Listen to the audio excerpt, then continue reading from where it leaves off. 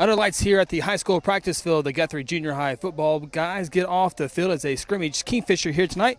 Now visiting with my radio partner and head coach for the junior high squad, Casey Porter, and looked to be a great scrimmage here tonight between you and Kingfisher. Well, yeah, I think probably when you talk about the offensive and defensive units for both teams, I would say the defense close to 60 plays each, and there was some fatigue to it. There was a lot of teaching that we were able to do, although we ran as many plays as we did. And then at the end, the kids got to perform in a game setting. We turned the ball over, Kingfisher gets it back, and so you get to see how mistakes will affect the game, and also, the fruits of your labor when you do things right. So I thought it was a good mix of slowing things down enough to where we could get some reps and we could get in and teach with a good combination of getting some live game situation, which these kids need. I thought it was a great format. You split the field, 7th grade side on one side, 8th grade on the other. 20 minutes of offense, 20 minutes on defense for both squads. Well, and the thing that I like about the clock, and there's a 12-play minimum on that, in case, Kingfisher only has 2 coaches, so they do a wonderful job. Coach Barnett does over there. That's one of the better programs in the state of Oklahoma. We all know that. They're just like Guthrie. They're all about winning titles, and that's why we're here. So it rewards. Coach Perry and Coach Bennett do just a wonderful job. They're so organized with the way that they do everything and the way that they have their offense set up. Their kids understand what they're supposed to do. So the more organized your kids are, the more plays you get in a 20-minute setting. There's a 12-play minimum, but there's no maximum. So, if you can call plays and get them in there and get lined up and get them ran and do that kind of thing, you get to run more plays. So from that perspective, I thought our coaches on offense did a wonderful job. Defensively, I'll tell you what, our 7th grade group, not overly athletic, but, we've and always when they come into us as 7th graders, you're always looking at personnel issues, who plays where, and they're trying to learn both the offense and the defense, and the Little League guys do a great job of giving these kids a base to where when they come to us, they don't have an empty slate. So when they have to learn an offense and defensive spot, it's not quite as hard on them. Then you throw in the fact that they got 7 classes that they're having to learn with.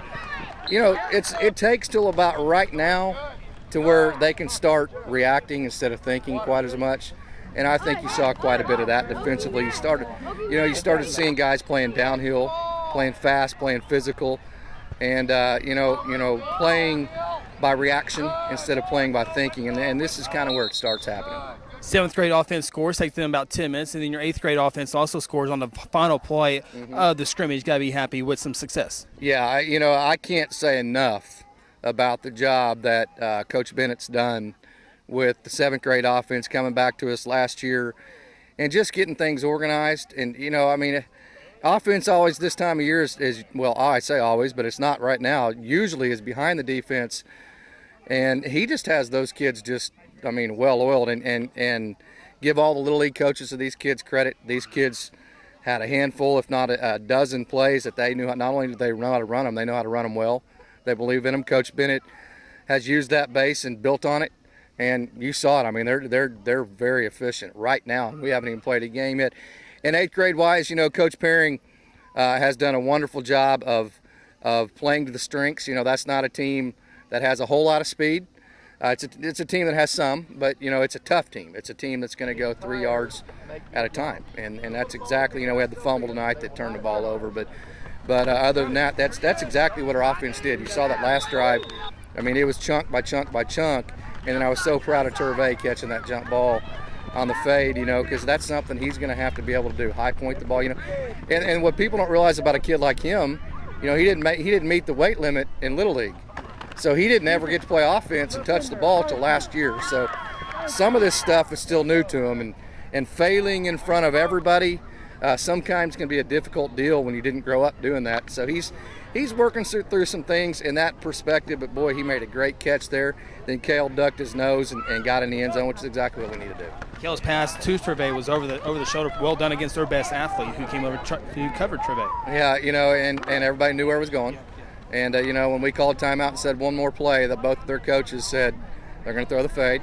Then we line up with Turvey to the single, and both their coaches said, well, there he is. They're going to run the fade, which is what we wanted. We wanted a situation to where everybody knew what was going to happen, and Turvey go catch the ball, and he did. And I'm telling you what, man, when he starts believing in himself, the sky's going to be the limit for that kid.